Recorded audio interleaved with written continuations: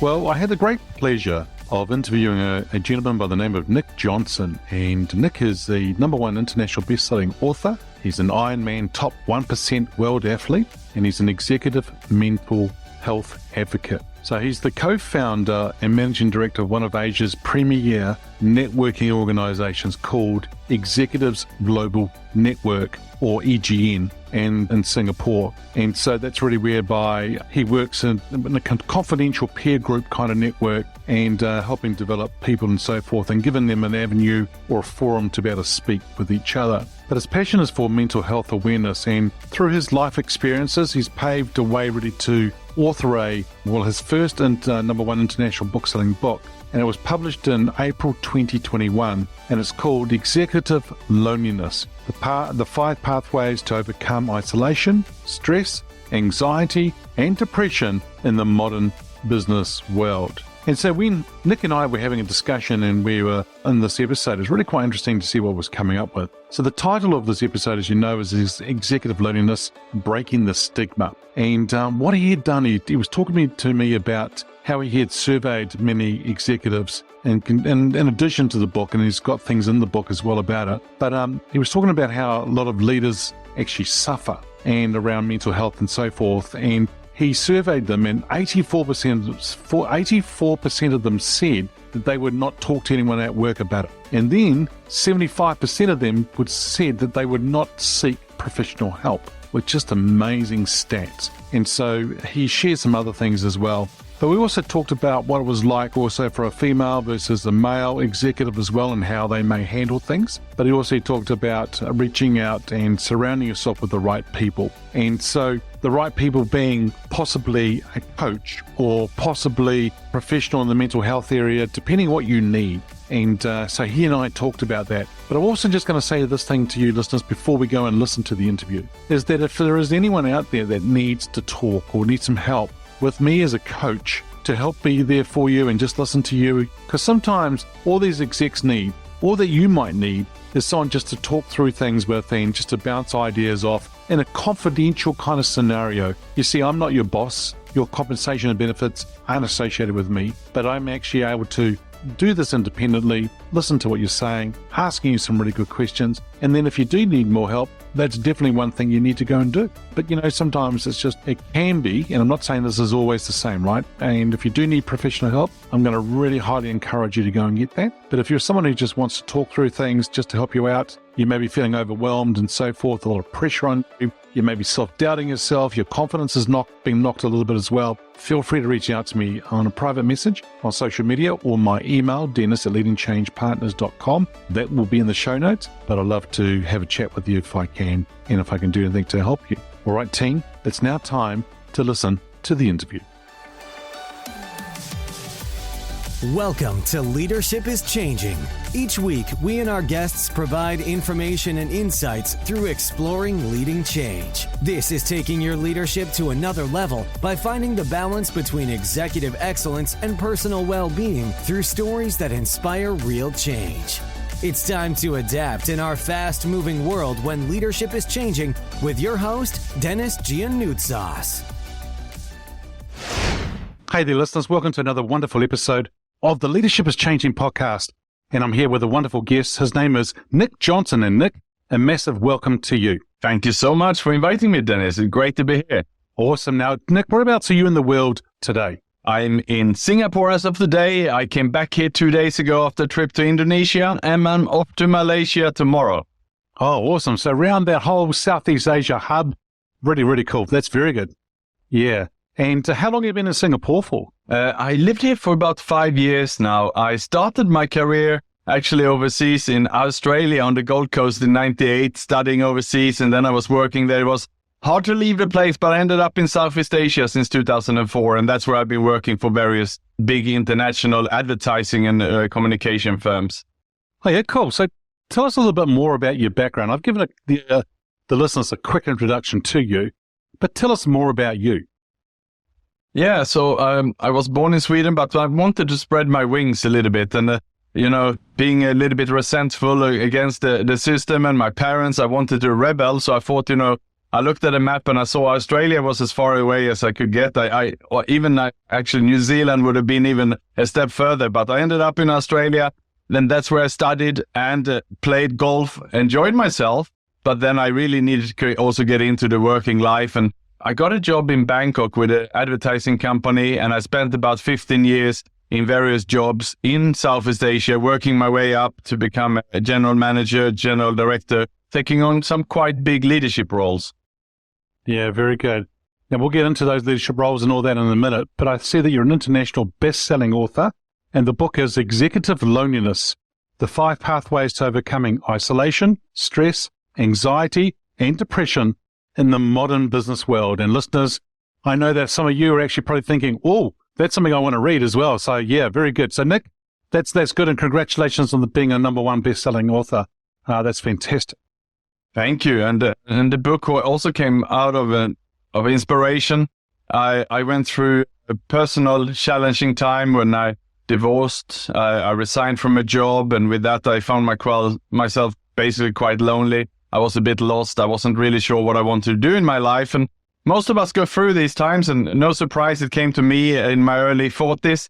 And I could realize when I went through this phase that it could have gone worse. I lost my fitness, I lost my health. And my regular exercise after work instead turned into going to the bar and have drinks. And while that might have been innocent from the beginning, it became a bad habit.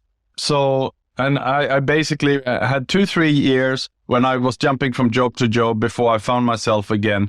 And at the end of my journey, when I was coming back on, there was a friend of mine who didn't make it through, a friend who sadly died of suicide. And that's inspired me to look into this topic, surveyed the senior executives working under pressure, and also then to interview a lot of executives working, especially based in Southeast Asia, in all those regional jobs, which are quite stressful. And that is what I put in the book. So it's my journey, and hopefully shedding some positive light in how to get out of when we find ourselves in a challenging gap. Yeah, okay, I'm going to come back to those interviews in a minute, because I think it's really important for us to sort of have a little bit more of a chat about that. Now, tell me, the change, what do you like with change? Do you like change, and how do you handle it? Well, I think the natural answer to anyone who is a leader or a manager, we would say, yes, I'm addicted to change, I can handle change. But if we really take a look at ourselves, I mean, it is uncomfortable. And I think that perhaps the older we get, the more uncomfortable it is. But it is what is happening everywhere. And it's so much change, and we just have to do the best we can to go through it. And I say that you got to surround yourself with the right people when you're going through change, and maybe a coach, a mentor, or someone who can hold your hand, someone so that you can at least not to go through everything yourself. Yeah, you don't need to do it yourself. There are others that can help you. I think, though, there are a lot of people who are a little bit afraid, or maybe there's an ego, or there's something in the way of actually putting their hand up and asking for that help. But just know, listeners, that you can ask for the help if you want to, and it's available out there for sure. Now, Nick, I'm going to come back to the interviews in a minute, but the other thing I wanted to ask or say here is that you're an Ironman top 1% world athlete. Tell us a little more about that. Well, I do most of the things to the extreme. I have done when I studied. I wanted to be top of the class. When I worked, I wanted to, get to the top, and I always been driving myself quite hard. And so when a couple of years ago, I went into a gym, and I had to fill in a form where they asked, what's your fitness goal? And at that time, I couldn't even run 5 kilometers. So I put down, run a marathon. And the fitness instructor looked at me in a little bit funny way. And then I also knew that there was a sport called triathlon, and the longest distance that is called an Ironman. So I also put down that, and that completely blew him off. But so I signed up for a triathlon before I even could swim. So that's just me, Dennis, and I threw myself into it. Oh, I love it. Before you could even swim, you signed up for a triathlon. That's putting yourself out there and really setting a goal, which is really amazing to see. Well done. Now, the interviews, let's go back to that. So I think that's really important that you've been doing these interviews with people and executives. What have been the 1, 2, or 3 top things that sort of come up for them as they struggle for some of them? Can you just share those? Yeah, sure. And one of the questions I asked was, how they are feeling in the job as in regards to suffering from loneliness. And what I found was that about 30% of the senior executives I surveyed then in Singapore either were or have been suffering from loneliness in the workplace. I then redid this study in 2020 when we were during the pandemic and the lockdowns, and that number had doubled. So we can clearly see here that many of the executives, no surprise then, who were working from home, of course, they were going through a more challenging time. So that's perhaps one finding that we're not so surprised about, Dennis. But when I then had a follow-up question to ask them, okay, if you're not feeling well mentally, is this something that you will talk to your boss, your HR, or anyone in your company about? 84% said they would not talk about this. Wow. 84%. Yep. That is huge. So if they're not talking to anyone about it, well, what are they doing? Well, another scary thing is that then another follow-up question, 75% would also not seek professional help for it. So it's the stigma here is blocking about it. So you're realizing that you're suffering, but you're not going to talk to anyone in your company about it. You're also not going to seek professional help for it. That means you're suffering in isolation. And that is due to the stigma surrounding this topic. And that is the core issue here. And that's why I wanted to push forward in writing the book about it. I think there's people that I talk to as well, and I think in relation to what you just shared there, that of that 84% that won't talk to anyone anyone internally. Sometimes they'd say they don't want to talk to their peers because they don't want to be seen as weak. They don't want to go to HR because in case there's another issue. And then they don't want to go to their boss because their compensation and benefits are associated with that person. So they don't want to have a problem there either. So, yeah, but then again, 75% don't want to seek professional help. That is huge. And so there are a lot of lonely people out there for sure. Yeah, and I mean, one of the purpose of my book is to break the stigma so that we can have conversations about it like you and I have today, Dennis. So thank you for covering this topic, because that's the only way we can get over this. It's becoming comfortable talking about it. There are some positive signs here, though, and the pandemic had perhaps propelled this, that we can now have a one-on-one session with a coach, a mentor, or even a psychologist or a therapist or someone who we want to speak with on Zoom. That means we can have it perhaps anonymously in the comfort of our home. We don't have to go to a medical clinic, for example, and be seen in the waiting room, which people then perhaps are scared to do.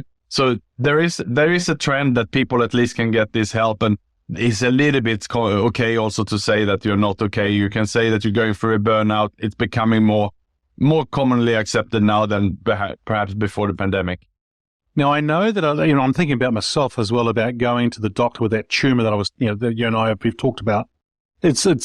For me, it was about going to the doctor. It was sort of a little bit hard, and do I want to go there? And I think men don't go to the doctor as much or as easy as others.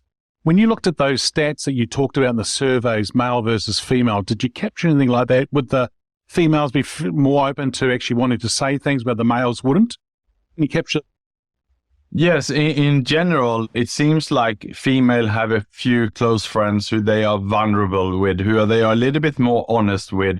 Men, we seem to have friends, perhaps we play golf, or perhaps we go to the sports bar and we watch a game and we have a good time together with our friends, but we might not necessarily talk about the challenging parts, the difficult things that are on our mind. We're trying to not bother other people with that, not our friends, and perhaps with our family as well. So indeed, it seems like the women are speaking up more. And if you have a friend who is a good friend and you're telling them that you're not feeling well, well, naturally, they're going to be there to listen, and they're going to give you that sympathy, which perhaps is half the cure already. They most likely also going to give you a few phone numbers. Hey, or I come with you to the doctor. Why don't we go through this together? So indeed, you're quite right there. It is more challenging for men.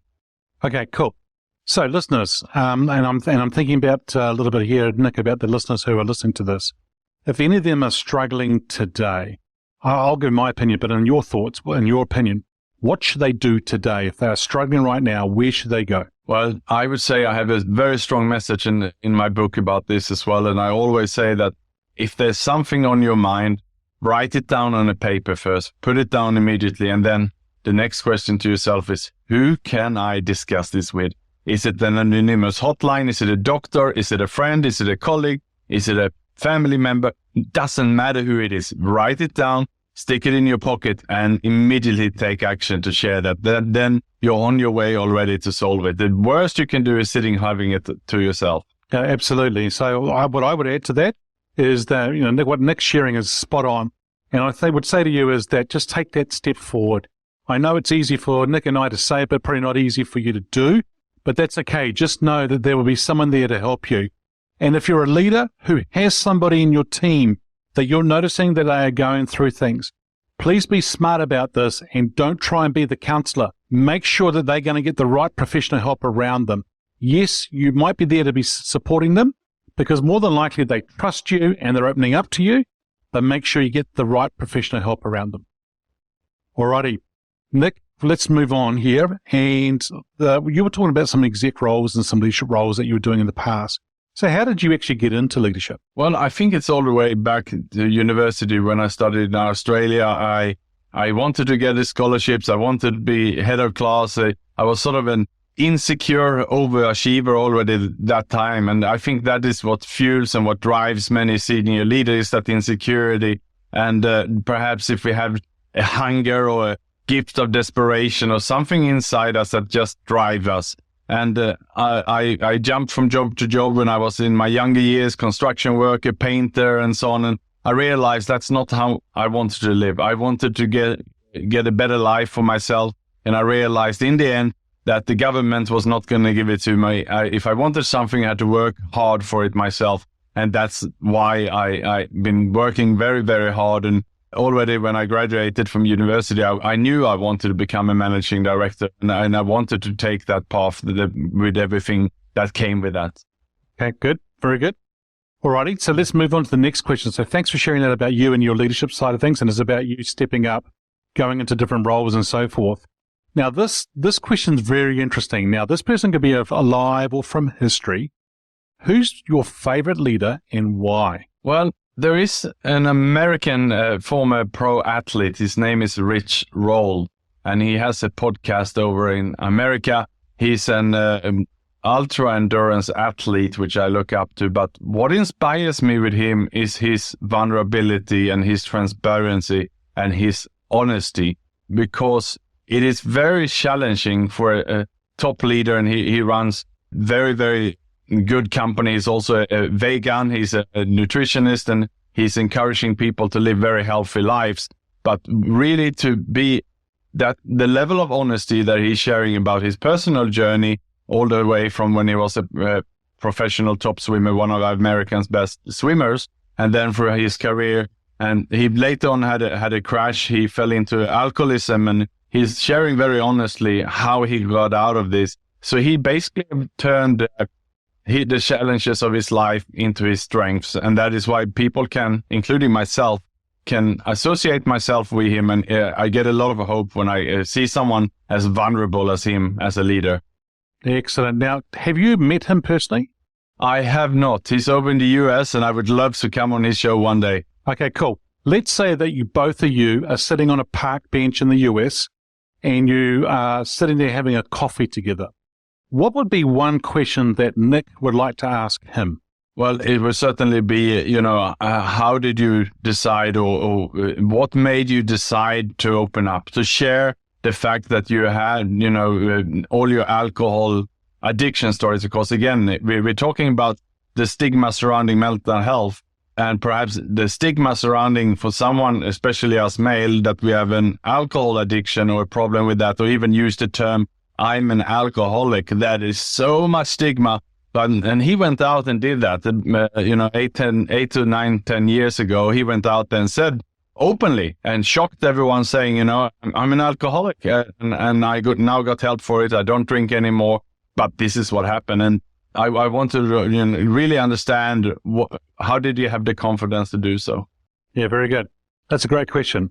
What made you want to open up? Yeah, very good. I think that maybe you should ask that question very soon with them for sure.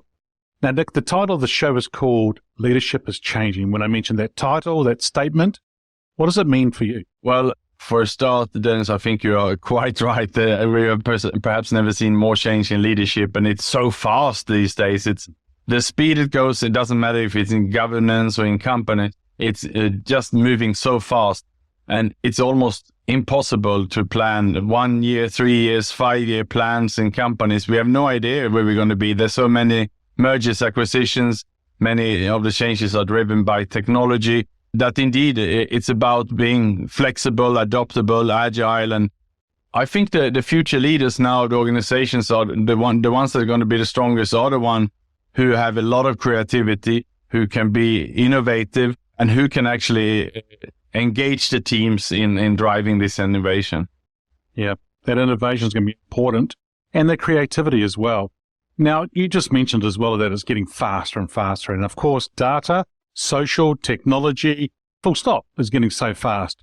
Now, you sort of mentioned it, but would there be anything else you want to add to that to say what a leader needs to do to be successful in a fast-paced, changing world? What else should they do? Well, I think because most of the teams are working remotely at least half of the time, some company the whole time. So how can you capture the creativity and the ideas from the team on the ground when they are working from home? If you were in the factory in the past, you can walk around, you can do your rounds, you can walk around having a coffee here, chit chat, getting to know your teams.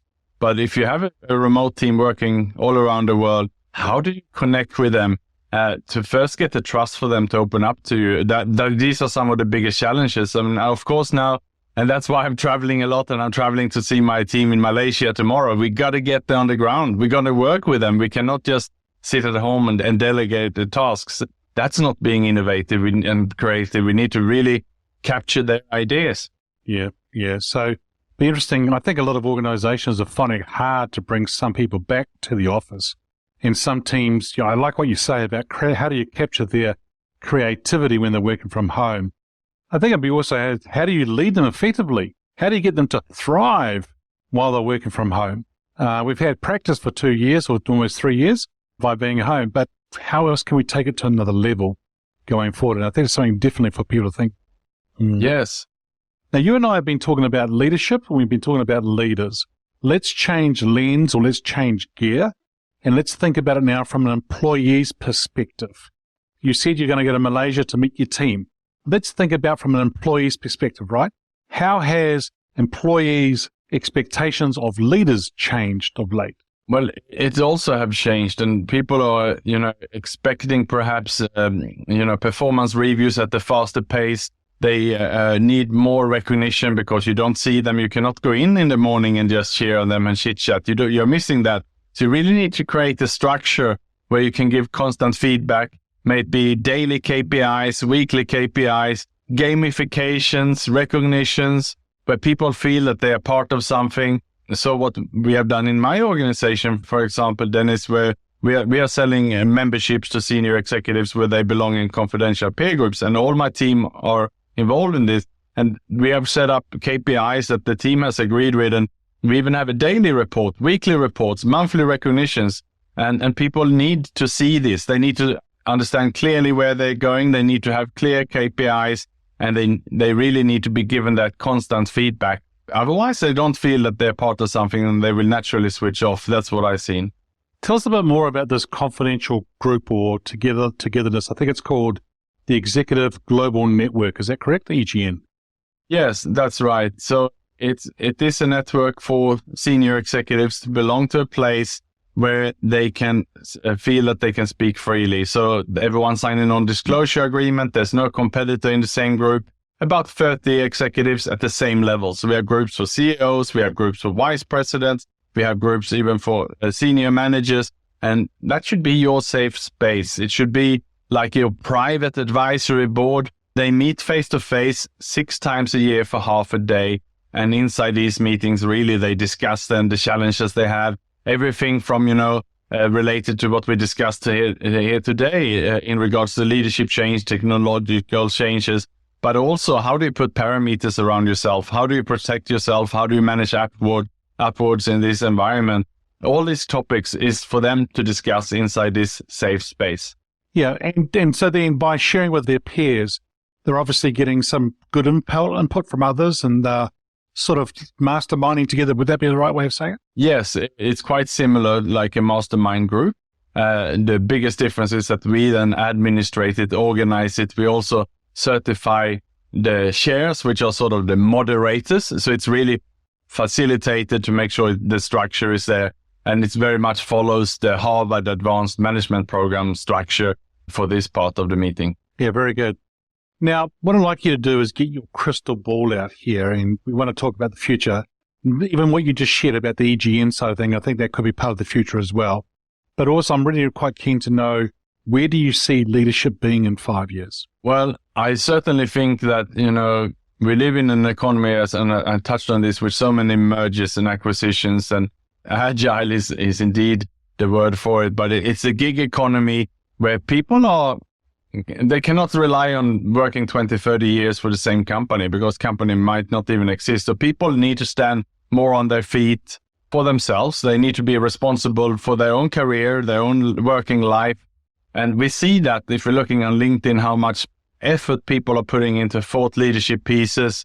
They're having coaches, they're getting, like you and me also, Dennis, involved in professional speaking associations. And whatever it is, these things are so much more important now than it was in the past for a leader, because you just never know when you're going to get the phone call that, we are quiet now, sorry, you're out of work. And if we have children then perhaps in school and so on as a leader, and we're living especially as an expat in another country, and we have 2 months to find something else, we need to be therefore more independent. And that's why I can link this back to EGN, where we have these peer groups. And I see it's an uptake in all these kind of networks, because leaders realize that they need to be connected. They need to constantly upskill themselves to be ready for this fast-paced new world.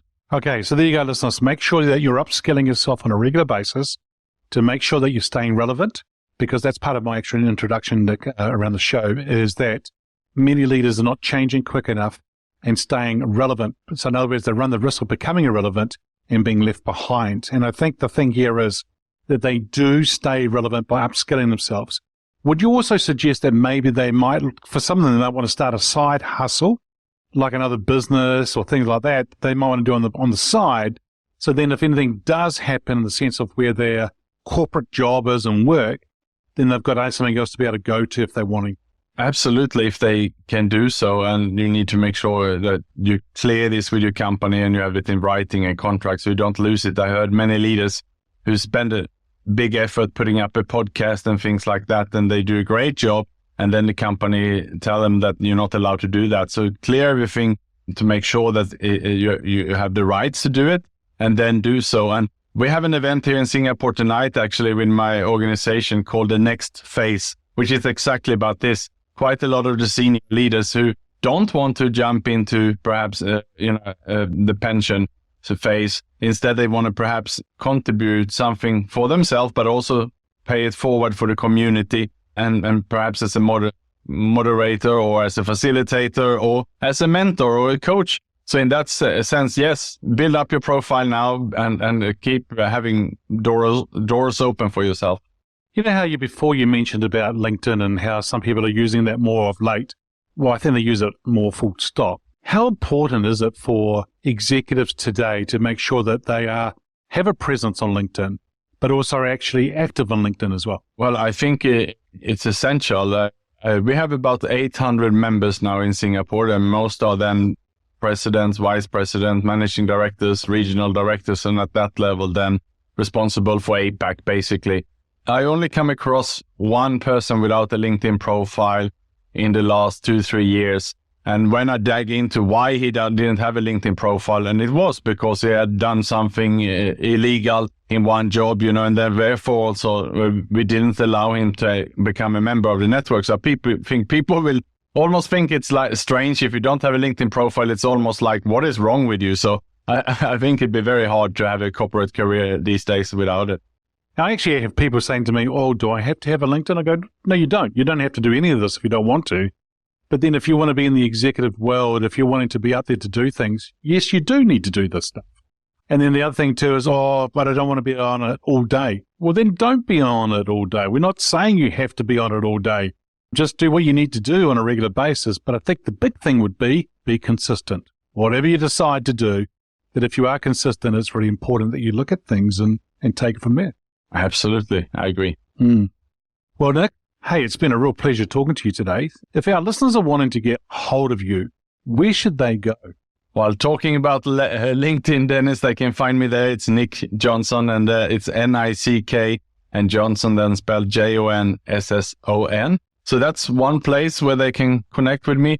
Otherwise, if they go to Amazon, they can just look up Executive Loneliness, my book. It's also on Audible now as an audiobook for those executives who like to do it over a morning jog, perhaps. Very good. There you go. Listeners, so we have a LinkedIn profile that'll be in the show notes, and then also we'll put in the show notes as well the access to the book as well. So, Nick, once again, thank you so much for joining me on today's episode. Thank you, Dennis. There you go, listeners. Well, if there is any loneliness as an executive, as a leader, there are certain things that we've been talking about today. Thanks for joining us. Until next time, bye for now. Thank you for listening to this episode of Leadership is Changing with your host, Dennis Giannoutsas. Each week, we and our guests provide information and insights through exploring leading change, inspiring executives and leaders to adapt and lead a bigger game in a fast-moving world.